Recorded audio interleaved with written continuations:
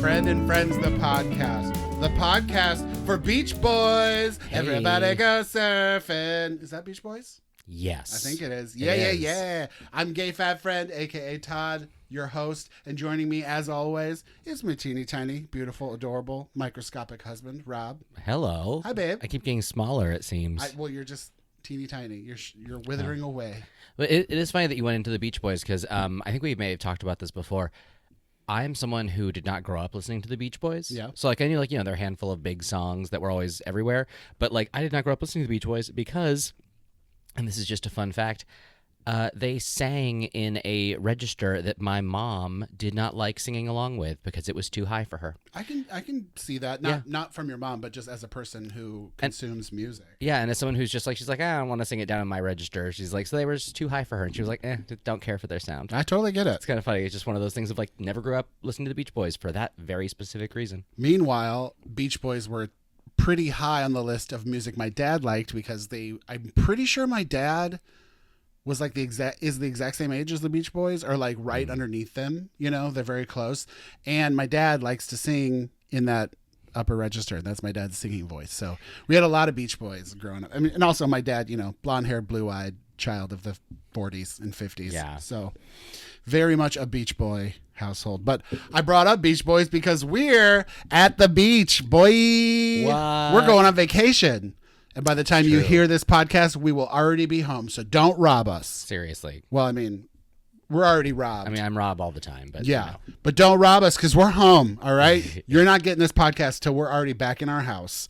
But we are taking a vacation, which we don't ever do. This, I think, will be our second. I think so.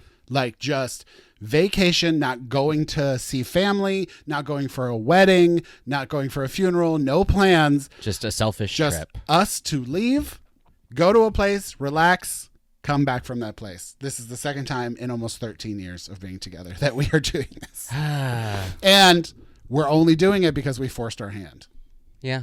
We are going to Ocean Shores, which is the ocean of Washington. A lot of people don't know. I didn't know until I came up here because I never really paid attention. The ocean is very far from Seattle.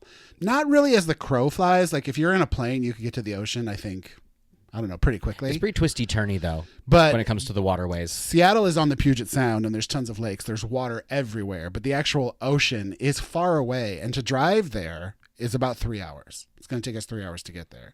It's 2, I think. No, it's 3. Really? I check the traffic constantly. I looked and I thought it was 2. No, maybe you looked at a crappy time. And I also looked at the address of the house we're staying at. Oh, yeah. Which is further down the peninsula. Got it.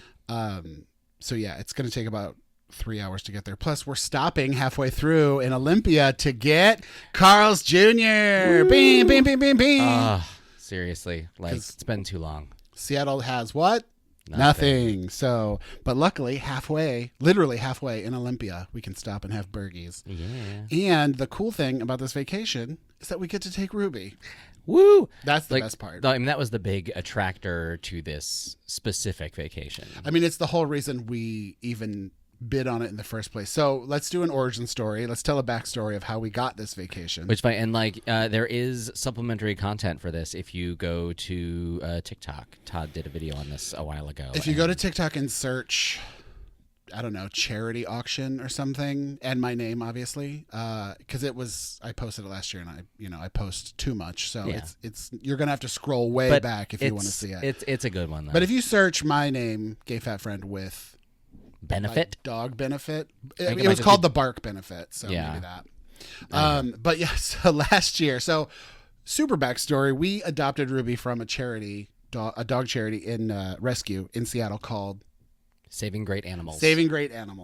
And what they do is they're the transport kind of rescues where they get dogs from all over the place and fly them in to get adopted. So Ruby, they do foster first, for adoption. And yeah, stuff. They do foster.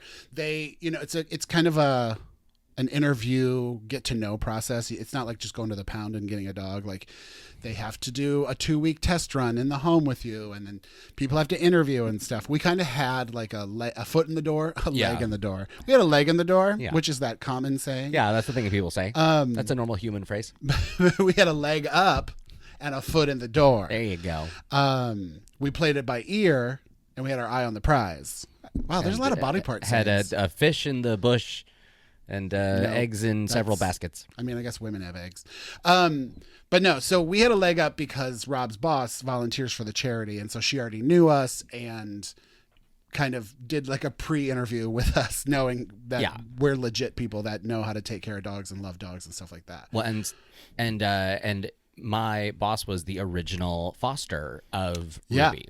So anyway, Ruby was born in Puerto Vallarta, Mexico, on the beach. She's a little beach dog, and she was in a rescue down there, or I guess a shelter down there for a long time. And then Saving Great Animals went down, flew her up to Seattle, and Rob's boss fostered her for what, 2 nights? 6. But just under a week. No, she had her just under a week. Before we even met her? Yes. So she had her for 10 days. She had her total for like 6 days, because I think we got her on she had her for like 4, and then we met her on that day, and then we took her home on the 6th. That's what I thought. I was like, but it was the thing where she had her for less than a week before we got her. There were 2 nights because we met her on a Saturday, met her again on a Sunday, and then took her on a Monday. Right? Yeah. Mm-hmm. Yeah. So yeah, she was fostered for a handful of days. Maybe a week at most. And then we took her, and then she became our baby for life. Yeah, and so now, we would love to support the organization that took care of Ruby. Yeah, and we did not know. I mean, at least I didn't. I did not know that it was as big an organization as it is, because then in the fall, every fall, they have a giant fundraising gala called the Bark Benefit. And Rob's boss was like, "I bought a table, so your plate is paid for. Come to the Bark Benefit as my guest." And there's a silent auction. There's a live auction. There's little mini, fast-paced auctions throughout the night. There's little mini prizes throughout the night, and like a little mini fundraisers throughout the evening. And no pressure to buy anything at all. Like, she just invited us as guests, and it was fun. And the table was occupied by everybody at that table. We all work at the same place, and we all have dogs from the same rescue. Yeah. And then there was our spouses. So it was basically, it was we all had similar connections, both professionally and dog wise. Yeah. So that was a cool situation there. When we got there, though, there was hundreds of people, lots of money being thrown around, lots of high-end donations, local celebrities, sports, Seattle sports guys. We walked in right before the live auction started, so luckily we did not have a big opportunity to get wasted and go nuts on the silent auction, because misjudged the ticket times and got there fashionably late, which meant we pretty much missed the silent auction. We got there right on time. They were closing it as we walked in. We're like, oops, I guess I don't get to bid on that Tillamook cheese package I wanted. Or the big hit from the TikTok video, the 2 paintings that are very clearly reminiscent of penises. Yeah, they are buttholes. Yeah, it's not like from Bob's Burgers, Linda's sister, where the paintings have buttholes. Yeah, these paintings are very close up. The buttholes. They were probably 4 feet by 4 feet. I feel like 3 feet by 3 feet. Yeah, they were probably 2.5, 3 feet wide. They were square. They were square. They were edge to edge. Just a big brown butthole. A radial effect that came out all from a center point. I think it was supposed to look like maybe a dandelion seed or something, but it didn't. It just looked like a butthole. Well, and then they were all kind of like a pale brown. It was an unfortunate color selection as well. I didn't get to see who bought them, but I desperately wanted to know. Right. Well, and the fact that did they come as a set, or were there just 2? No, there were 2, but one person could have bought both if they wanted. I mean, if they really want, yeah. His and hers butthole pics. Yeah, I was like, I was literally going to go say theirs and theirs, because I they had no were idea who identical won them. Though. So they were. I mean, you could put them next to each other, but it almost felt like the kind of art you buy at TJ Maxx. Buttholes are like fingerprints. No 2 are alike. I think that's true. I think so too. I think that's like a science fact. Yeah, I think so. But yeah, so anyway, we missed the silent auction. Yeah. We kind of get rushed to our table for the main ceremony and auction to start, and there's, like I said, a lot of people there. We were apparently at a VIP table that we didn't know. She bought. We were at table number one, which was 50, right up front. Yeah, very front of which that will come into play later. But so we're at this big fancy table right at the front, and then they started with a presentation. They brought out some dogs who were very cute and also very scared, and had really tragic backstories sometimes, but now happier current stories. Rescued and brought back to life. And Yeah. so then the auction starts, and when you go to a charity auction, I didn't know this either because I'd never done it. They give you a brochure of everything they're going to be auctioning off. So we went through the brochure being like, we should at least bid on something. And we found this Airbnb, which was 4 nights on the beach in Ocean Shores, a date of our choosing. Like, we could have picked any time of year to go. Dog friendly. And dog friendly because the owner of the Airbnb, the beach house, she is a big also volunteer. affiliated. Yeah. She's a big volunteer and a big dog lover. And so her Airbnb is a dog Airbnb. So we're like, oh my God, this is perfect. We can finally go to the ocean in Washington, which we've always wanted to do. Well, we can take Ruby. Because we know that since she was a beach dog back in Mexico, we actually think that she's probably going to go a little nuts. And so we're really excited, and we feel this is an opportunity that we typically don't get to give her. So we're really excited, and hopefully she loves it. Can you imagine if she hates it? Ugh. Well, it will be a freezing ocean. It will be cold. She's from a warm Mexican ocean. But still, hopefully she just wants to like run on the sand and just be cute. Well, we kind of had a preview of behind our house. There's a park on the water that has a huge sand pit in it, and we took her for a walk beachy there. Sand. It's beachy. It's soft, beachy sand. And when she got into that sand, she kind of went crazy. Yeah, like it was like instant, like just nitrous. She just went crazy. She was very excited about this sand. And so I'm hoping that that'll be the same, but we will see on that one. But yeah, so like we looked at the pamphlet, and we were like, let's bid on this Airbnb. Yeah, and we came up with a price that we were happy with. And which was I don't even remember. Let's just say it's a price, and then like we bid up to it when it came time for us, and then we kind of got in like a light bidding war where like we had like a soft price and then we had a max price. I should preface, the auction was about between 30 and 45, maybe an hour into us sitting there drinking. Oh yeah, lots free of free alcohol, wine. and that we learned later. Another thing, charity auction, that's a tactic. Ply them with booze, and they will spend more money. Which works because, like, seriously, I had no money, and I bid $700 on a Simpsons animation cell because I was wasted. This was years ago. Years ago, different benefit, but same kind of thing. So we've been sitting at this table. We already had a delicious gourmet meal. It was really good. Several glasses of free alcohol. And then we get to the auction and we start bidding against, and it's literally just us and one other person we can tell. By the time we hit a certain number, you could see the auctioneer just going back and forth between us. Like there's no other parties here. And so at that point, like we hit our normal max, and I was like, cool. Well, we got like a couple $100 to play with here. Well, and then we got spicy and we were like, let's. Well, and the thing is, like, the other people had no sign of slowing. Yeah. So my theory was, fine, let's go to our max. Then when they beat us, we'll go one more over. Because get more money for the charity. They'll go over again, and like we won't have to honor that bid, and it'll be fine because like it'll be more money for the benefit, and that'll be great. Yeah. And so it was just us being a little bit like, hey. And so we ended up doing like $200 over what we initially had wanted to do. And the other party won. So. And that was we were like, haha, we did it. All right. Yeah. We're done for the night. Let's just keep drinking, finish the show. Yeah. And then, like, I don't know, 15, 20 seconds after they closed that bid, we did. The owner of the Airbnb hand shoots up. She was there. She was at the auction at a table, also had been drinking.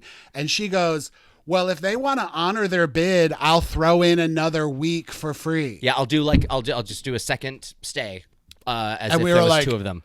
And we looked at each other drunk, and we looked around the room, and the auctioneer is just pointing at us. We are at table number 1. She had to be 15 feet away from me. Yeah, like the auctioneer. Yeah, she knew our names. Yeah, at this point because and she was a stand-up, and like we were playing along and engaging, so like she knew our names pretty early in the night, which was a huge mistake. And so she was like, Rob, you got to do it, Rob. Come on, Rob. Oh yeah, so do it for the dogs, Rob. It became very high pressure, but like a reasonable pressure. It was a pressure I was willing to cave to.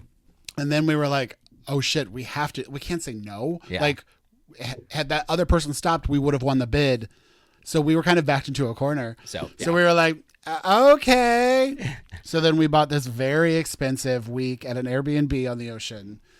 It's so funny. The other thing, let's just finish the story out. When you leave a charity auction like that, they have big tables with like people on iPads with like Square devices swiping credit cards, and you pay right there when you leave. Well, it's funny because I had to throw down a card when we came in Oh, that's right. We did. I had to do that too just to get my like name tag. Yeah, it was, and that's like for incidentals, and so I was like, it'll be fine.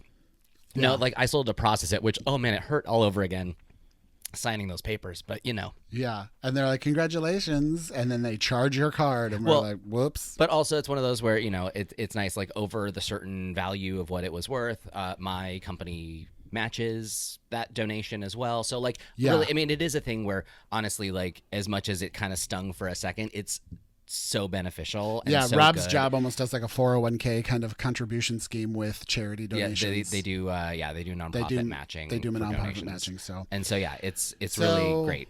The dogs got a lot of money on our behalf, and we got a fabulous vacation. I'm very excited to go. And this is honestly the only way we'll take vacations, because it's very hard for Rob to commit to taking time off and traveling, and it's also hard to just plan stuff and commit. Well, and also like we are so attached to the dog. Yeah, we're so attached to Ruby and our house. We love our house. There's this kind of meme going around I've seen on Threads and I've seen it on TikTok of people just like laying in bed with their dog and snacks watching a movie, and they're like, I'm just enjoying my rent. And it's like, yeah, we pay a lot of money to live here and we like this place and we like our stuff. Seriously, make the most of the rent. We are making sure that our rent is taking care of stuff, and I'm always here, so making it worth it. The only way to get us to take a vacation is to be forced into it. Yeah. So if anybody out there is listening and wants to give us like a cruise, if you give us a vacation, we'll take it. Yeah. But we're not gonna pay for it and plan it ourselves. We're elder millennials. Like that's money that I don't understand how some people are able to do that. Right. Like. I mean, now that we're both not living in our hometowns, like we both have to travel to see family, and we have to do it frequently throughout the year. So we already travel a ton, and then your job has you travel like 2 or 3 times a year. Sometimes, yeah. So, we're already traveling a lot of places for work and for family. So always to the same 2 places, though, which is funny. Yeah, and to add another flight or another road trip or something is just like, I don't want to do more. Well, and even then, I mean, we've come to the point now where it's like, oh, I'm gonna go see family. You stay here. I'll go see family. You want to see my family? Great. I'll come back. You go see them, and I'll. Well, that was mainly because we didn't have a dog sitter for Ruby, but now we have a very beautiful built-in dog sitter. But we've literally done like the splitting up just for the sake of taking care of the dog. Yeah, we had to do that last year. And but also seriously, it's so we are such bad travelers because we miss her so much. Yeah, and if a plane is involved, I have to pay extra because I can't sit in a normal plane seat. I have to have leg room. It's uncomfortable for me to travel because I'm so big, like I don't like traveling. I like being places. I like seeing my friends and family and having fun, but like the act of getting there, if they create teleportation and they're like, oh, it'll knock a year off your life to instantly teleport, which is horseshit because we were promised that. I know, but it's like literally if they literally said like, hey, you can teleport to Europe for a vacation, but it will knock 1 year off your life, I'd probably be like, okay, cool, let's go. Just for the sake of like instant travel, I would do that at least. Yeah, I'd do it in a pinch. Especially now that like people have embraced travel more, especially post-pandemic. All I see is footage of like crowded streets, crowded restaurants, crowded amusement parks all around the world. Like I keep seeing all these TikToks of people in Italy being like, you have to wait in line to walk down the street. I'm like, what? Well, there was a phrase I saw when it was like an economic thing, like studying the dropping demand of super expensive concert tickets, and it was I forgot what they called it. It might have been like the fundemic, I think people were calling it, because it was like revenge spending after the pandemic ending, where like you were willing to pay double, triple, whatever for the sake of kind of getting the experience that you were denied for a year and a half. And so it's I've heard, like, I forgot what there was a very cute phrase for it, but it was like a thing along those lines. And it does seem like a lot of people are traveling, and so every touristy destination is getting like this massive dump of people who are suddenly like revenge spending for the sake of traveling because they weren't able to, and they're like, well, we have to now. So couldn't be me. Seriously, like I hate to say it, I've become such a curmudgeon when it comes to crowds and people. Ugh, I just hate it. And it's kind of moved past the threat of getting COVID. I just don't want to be around people. There's so many people that don't know how to live in a society and work in a crowd. And it's just, we talked about it when we went to the movies. We just can't do it anymore. Well, and even like COVID aside, I'm sorry. Society has ruined society. Even without COVID, open mouth sneezes, just give me the heebie-jeebies. I'm sorry, I don't want anything you have. I'm afraid I'm going to hit somebody. Yeah. Seriously. And we live in a senior community, so old people do not know how to cover their mouths when they cough. And they cough a lot. They're constantly clearing their throats. It's awful. Like we'll just be standing. It's one of my favorite things to do now. We'll be standing like in line at the grocery store, and someone will just open mouth go, and I will just laugh very loudly, uncomfortable, and I'll go, oh my God, hoping to get their attention, or at least people around us attention, to acknowledge that we see you open mouth coughing, not covering your face while you're coughing. It's so awful. I hate it so much. I feel like we quote it so much that now it's going to start being an instinct or like a reflex of me for me the next time someone does that. I'm just sort of going, brother, what was that, brother? What's that? Yeah, we do that a lot. Yeah, But yeah, we're going on vacation, and I'm very excited. It is, like I said, a frozen beach. It will be 59 degrees the whole time we're there. I feel like we've never gone to a beach when it's been nice. Right? The one time we went to a warm beach in Florida, it was in the 40s. Unseasonably like we went cold in February. And so windy. Stupid. So windy. It was Yeah. awful.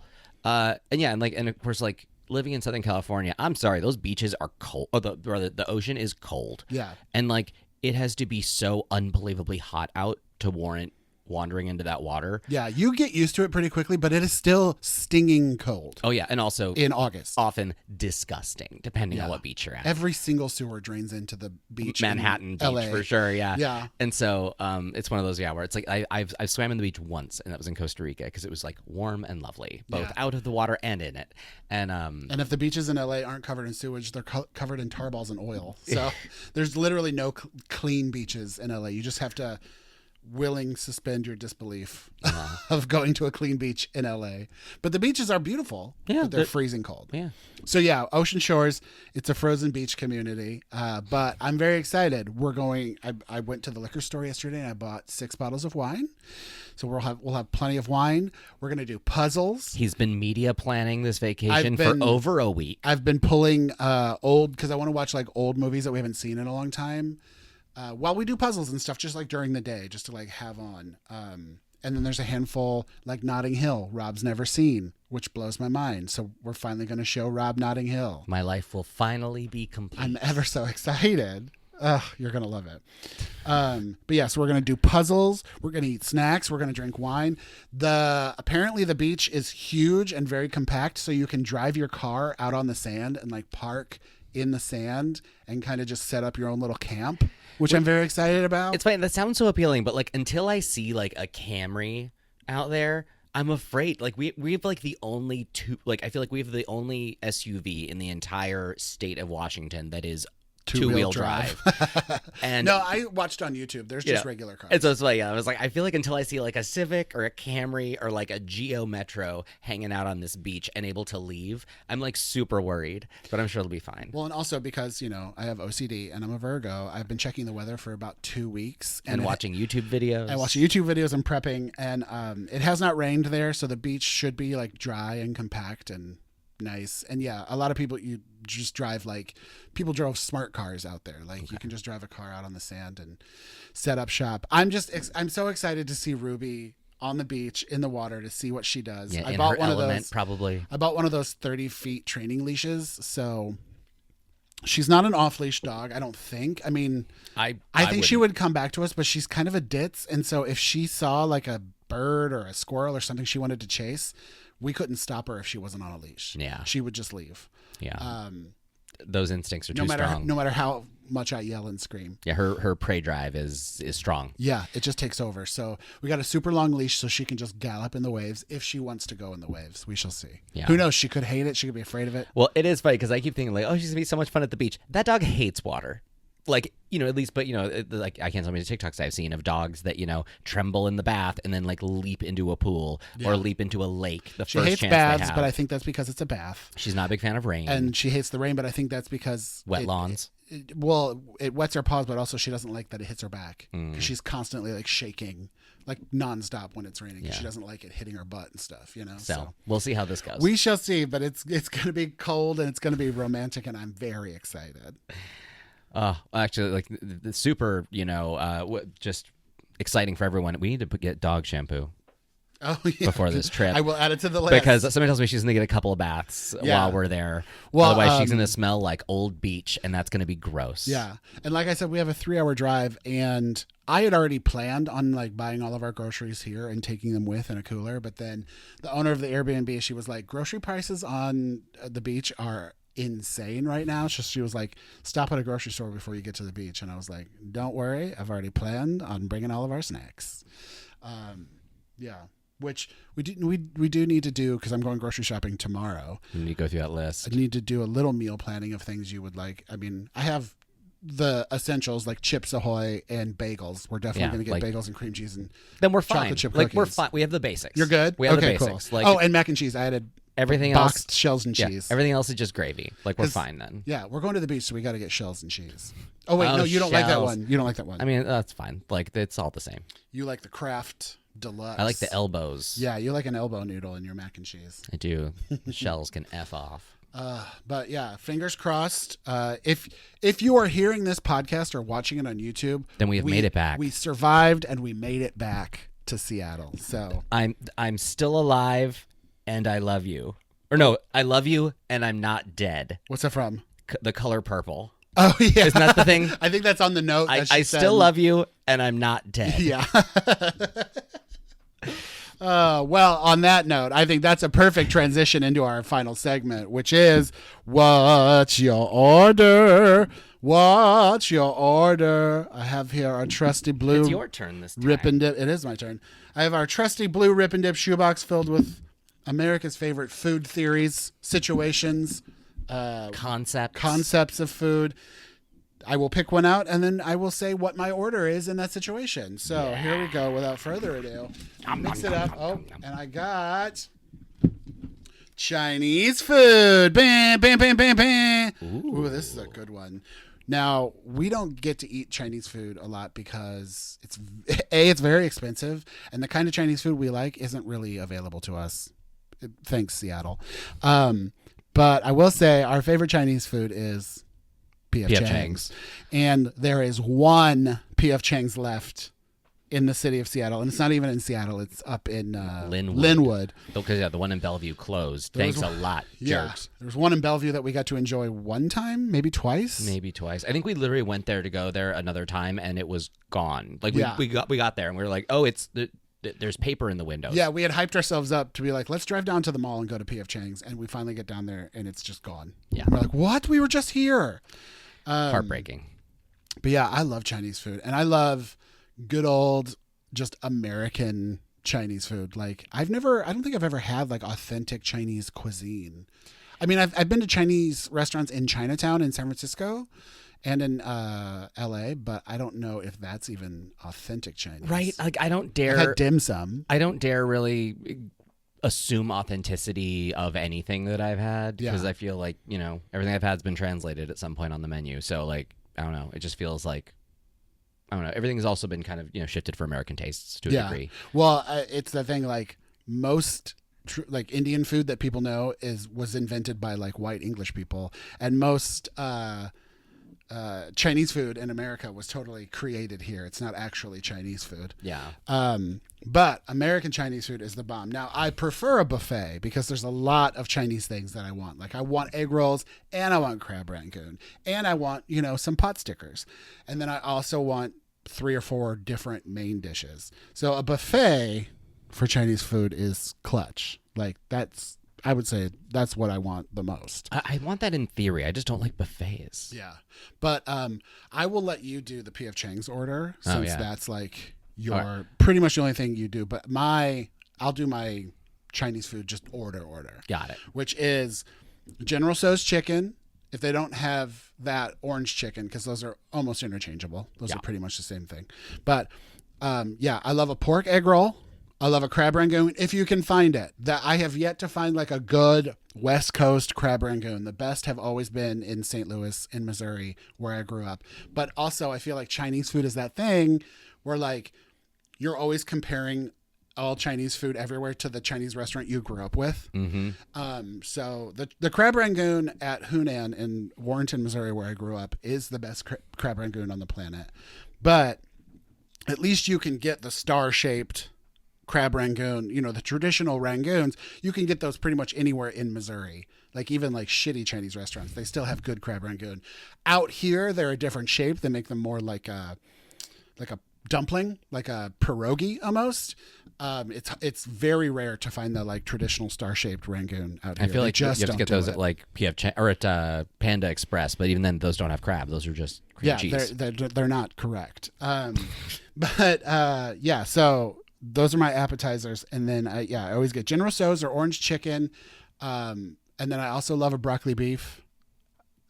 There's always a good time for broccoli beef. Broccoli beef was my gateway specific drug. Craving, but I love it. Or that was my gateway dish into Chinese food when I was a kid. And then I love just steamed white rice with soy sauce. Or if I'm feeling extra fancy, like if we do go to Panda Express or something, I will get chicken fried rice instead of like white rice. Or I will get a lo mein. I do love like a lo mein from Panda. But that's also a very specific... Like it's rare that I get lo mein at other restaurants. Like when I want lo mein, I'm talking about Panda Express's lo mein, like that very oily. It is funny because I feel like whenever I go to a restaurant, I always want a noodle, and I'm always disappointed by them because I want not even Panda Express. I just want mall, like a mall Chinese food. Oh, noodle. MALL. Yeah, like not Spanish for bad. But like I want like a mall Chinese food noodle. Like that's the noodle I want when I think of like a Chinese food noodle. They're so good. Yeah. And so Panda Express, which growing up Panda was only in mall food courts, at least in Missouri. Could you get it? Did they have freestanding pandas in the desert? We had I think our pandas, we didn't have any freestanding ones. They were usually part of like strip malls, I think. And I want to say actually when I was in Palmdale, we didn't have a Panda Express at all. But the Chinese restaurant we had in our mall was not a named thing. It was just a pretty generic kind thing. of like a mom and pop. But it was so good. It was actually probably the best like I guess chow mein that I had gotten like anywhere. It's the one I still compare it to everything to, and it's because and everyone else was fails. it was the one you grew up with. Yeah. Because that was the thing. Panda Express, Chick-fil-A, and Sbarro Pizza were only in mall food courts. Like at least where I came from, they were not brick and mortar freestanding. And obviously Chick-fil-A is everywhere now, and so is Panda. But apparently Sbarro pizza places also have brick and mortar locations because they just closed a bunch of them. Blows my mind because they're mall and airport. Yeah, and they were like Sbarro was closing a bunch of their brick and mortar locations. We're like, where is there an outdoor freestanding Sbarro? Right, I've never seen one of those in the wild. Yeah, I feel like they made it up, or it's in like Canada or something. Right. Like we would never have seen it. It's the only one they have for a very specific loophole. It's like how like Netflix bought the Egyptian theater so they could screen their movies so the Oscar eligibility. Yeah. But yeah, so that's my Chinese food order. Also, I love a fortune cookie. I love the ceremony of a fortune cookie. I pay my respects. I do everything in the correct order. I also and what is the order that you consider correct? You're always supposed to take whatever one's on the left for you. Oh. And then you're supposed to eat the whole cookie before you read the paper. Like chew, swallow, cookie has to be gone before you read your fortune. And then I always love to add in bed to the end of my fortune because I'm a child of the 90s. A lot of those rules I was not familiar with. And I don't even remember. I want to say like things on like left-handed or things on the left are good luck in China, because China has very specific luck things like the color red and trees and stuff like that. I'm totally offending like an entire race of people and be like, trees are lucky in China. The most broad statement that has ever been. But there's something about like taking the cookie from the left, and then I don't know where I got you have to eat the whole cookie. It's probably just an OCD thing I made up in my head. Well, it's like, 'cause what I no one never told me this, but I'm always like, you have to at least eat half the cookie. Like you have to have a blind half, because that's you committing to this fortune. Now it's yours. Yeah. Like after you've eaten half, it's in you. Now you get to read it. It's in you. Yeah. Enjoy the rest of the cookie if you want. A lot of people don't like fortune cookies. I love them. Yeah. And so that's my rule is usually like eat half, then you can read the paper if you'd like. Otherwise, finish the cookie, read the paper. Yeah. I forgot. I also love an egg drop soup. I will occasionally add an egg drop soup, especially if it's like homemade and fresh, like it was in my hometown Chinese restaurant. Yeah. Oh my God, egg drop soup is so. It's just it's so savory and umami and just so good. I love it so much. And I guess like subsection level C is that I have to have that like cheap red sweet and sour sauce with my That rangoons. glaze. That like glaze, which it almost tastes like ketchup and sugar. And I don't know. It's just, I got to dip my egg rolls and my crab rangoon in that red gravy stuff. And then the extras I pour on top of my fried rice. Sometimes Chinese food is just a vehicle for that red sauce. Sometimes. Pass for me. Well, you don't like a sauce. I don't, ever. especially not a sweet sauce like that. Yeah. You rarely like a dipping sauce except for maybe nuggets sometimes. Sometimes. Yeah. But ooh, I love a sauce. So yeah, that's all right. Stamped, finished. That's my Chinese food order. All right.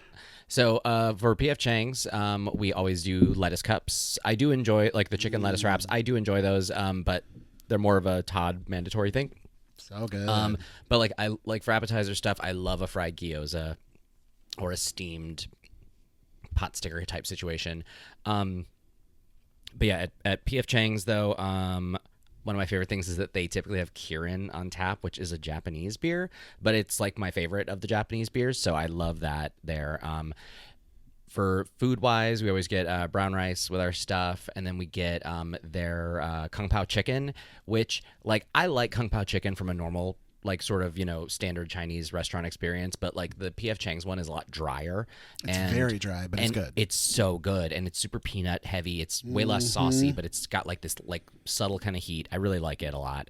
And then it's become one of our standards. And then the other one though is the Mongolian beef, which is somehow the most savory interpretation of beef I have ever had. It is incredible. It is so good. It is just a savory bomb. My mouth is watering. I think I just gleeked. It's so good. Well, and they cut the beef super thin, and like it gets like a nice little crispy edge on it. It literally takes days to prepare. Like it's we've so watched good. videos. I've watched YouTube videos of we it. tried to hack it at home, and it's a pretty process. much unhackable. Like it's so much cheaper and easier just to find a PF Chang's. Yeah, I mean, if that one closes though, we do have at least we there's a possibility. It just is a lot of work. But also, editor's note: none of the freezer section PF Chang's dishes taste like the restaurant PF Chang's dishes. So do not compare the two. I don't even know how the freezer section at your grocery store got the PF Chang's name, because they're not even remotely close to the PF Chang's dishes in the restaurant. It's crazy. Like it's one of and honestly, those are fine. They're fine. They're not bad, but they are not what you would expect if you know the parallel from PF Chang's. Yeah, it's so weird. Yeah, it's real weird. Yeah, so that's basically our order. And the Mongolian beef also comes with a bunch of like the tops of like green onions. Like a lot of green onions. Yeah, and it's so good. The sauce is kind of sweet. Obviously, there's sugar in it. But yeah. It's sweet and salty. It's and so savory. It has like dark soy sauce in it and stuff. And the beef, it's not. It gets little crispy edges. It's never too chewy. Like it's easy to chew up. And we always have like just enough leftovers for like one more meal when we bring it home. Yeah. Last time we just ordered an entire round to go because we were like, let's eat this for a couple days. Seriously, I'm going to need more of this. It's just not enough. Because it's about 30 to 45 minutes to get up there. Yeah. So we're like, you know what? If we're coming this far, we're getting enough for the week. So that's our PF Chang's order. But yeah, for standard Chinese food, I'm not so much. I'm not a huge orange chicken fan. It's a little too sweet for me. Mm-hmm. And so I love beef with broccoli, Kung Pao chicken. I love a noodle. I like fried rice. Love an egg roll. Love a fried wonton situation. I can eat an entire bag of those crispy fried noodles. I could eat an entire bag of those. Oh, like they put on salads, like the dry ones? Oh yeah. Yeah. I could literally eat an entire bag. They have such like a toasted flavor. Oh yeah. Well, and like the Chinese restaurant I grew up going to in Palmdale literally sold like, a bag of them for like $2. Yeah. And it was one of those where like I would just snack on that for like a day, just walk around the house, and it was incredible. So yeah, big fan of that stuff. And it's funny because I think there's so much like very specific situational stuff. Like one of my favorite Chinese dishes, I don't get it all anymore because no one does it, and it's a mushu pork. Because I love the artistry of watching people fold in that mixture in the pancake with the hoisin sauce with spoons by using like 2 tablespoons to kind of like wrap the whole burrito open in one end and then present it to you. Like, oh my God, it's incredible. And it's also delicious. That's actually the first time I ever had hoisin sauce was in that. Oh. And yeah, like, so first time I ever had it was at Pho. Oh, hey, that makes sense. And plus that's a good way to just sort of experience just hoisin sauce. Yeah. But yeah, like, I love that the ceremony of that dish, but like I never get it anymore. It's too much work, and like a lot of restaurants just phased out because I think their servers hate doing it. Yeah.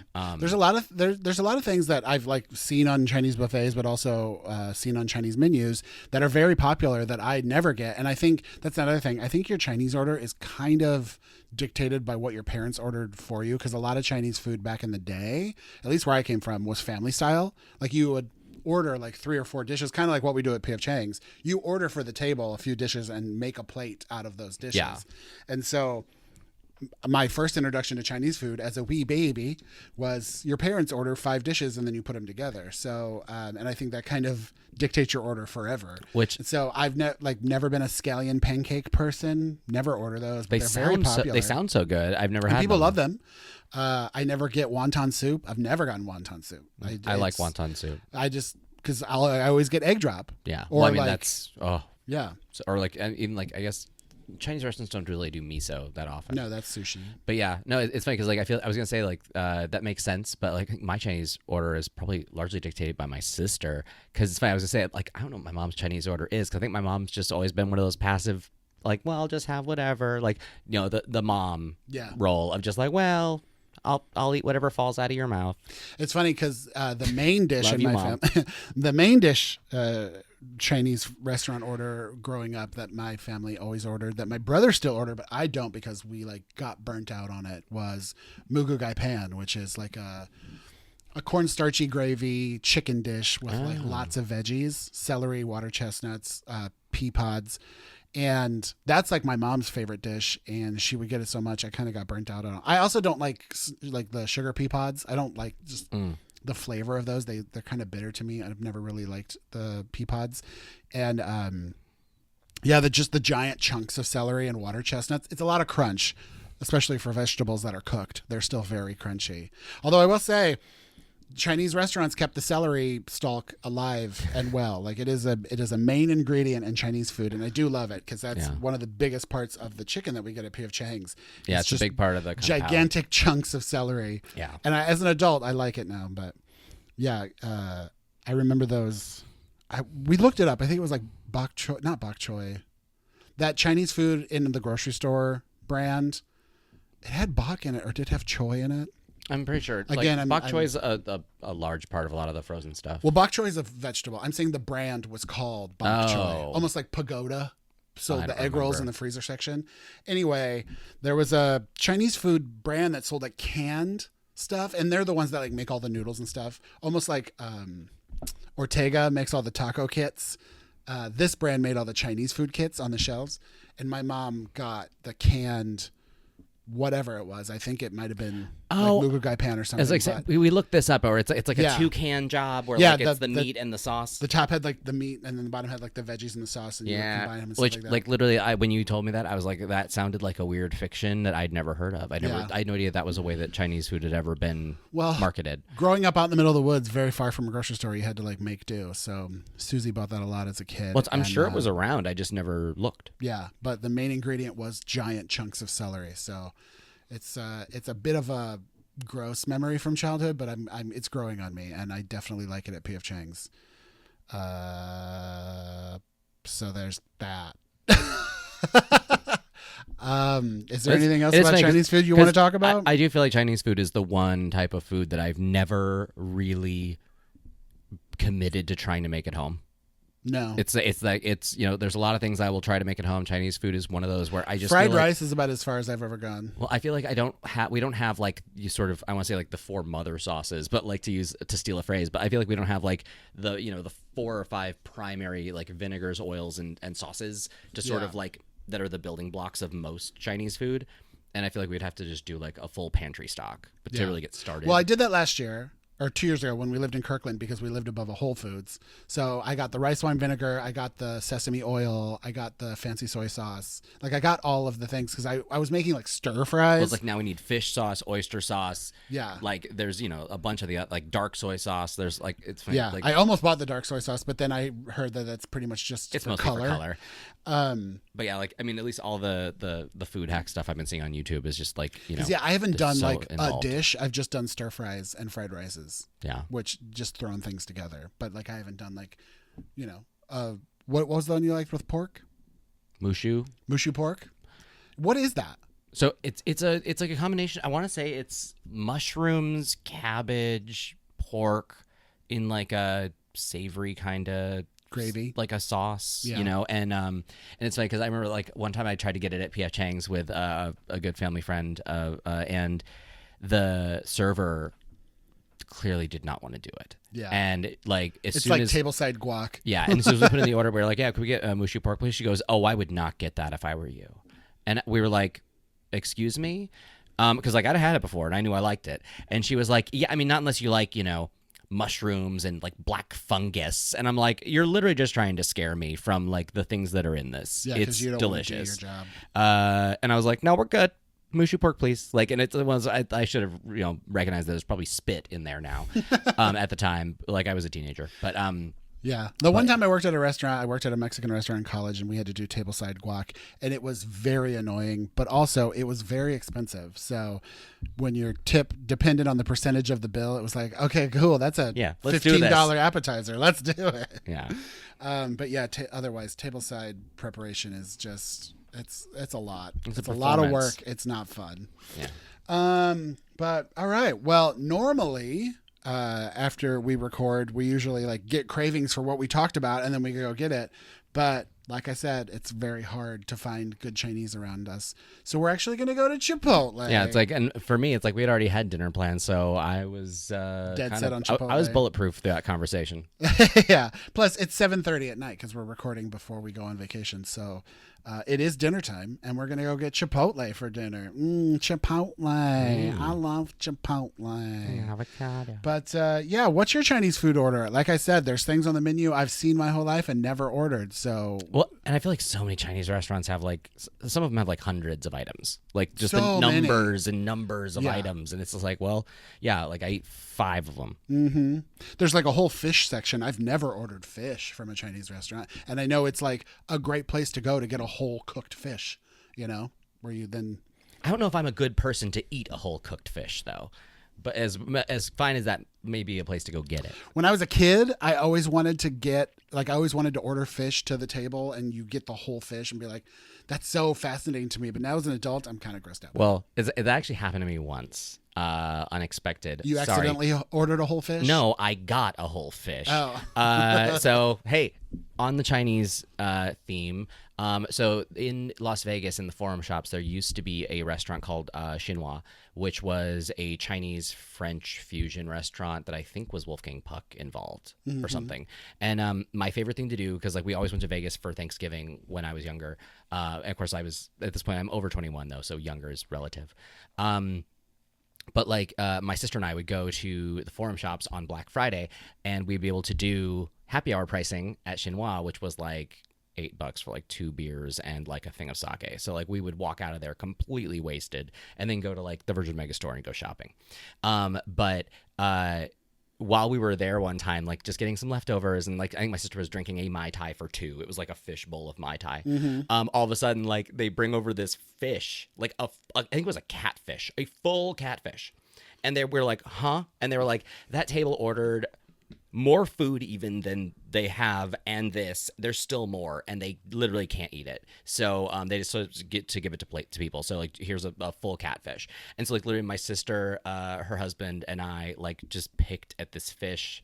Like it was probably a $200 fish or something. I have no idea how expensive the thing was. We literally just picked at this fish while we were like drinking our beers. That's so funny. But yeah, so I've had a full fish delivered to me, but it was not something I ordered and not something I wanted. It was good, but also weird, real weird. I don't want to see the face. Yeah, no, it was weird. And catfish are not pretty animals. Catfish are ugly. Yeah, and it even goes all the way down to like shrimp. Like I don't want people that like eat shrimp heads. I can't. Pass. I can't. I don't want to see eyeballs ever. Especially Yeah, eat them. Come on. Nope. But all right, Anyway, well, yeah. let's go get some Chipotle, shall we? Yeah. Thank you guys so much for listening and for watching and supporting. And thank you for telling your friends and liking and commenting and subscribing and all that good stuff. And keep doing it for us, please, because, this is fun and it's nice to hear from you guys. So, Yeah. But from us to you, thank you guys so much. We'll see you on the next one. We love you. Goodbye.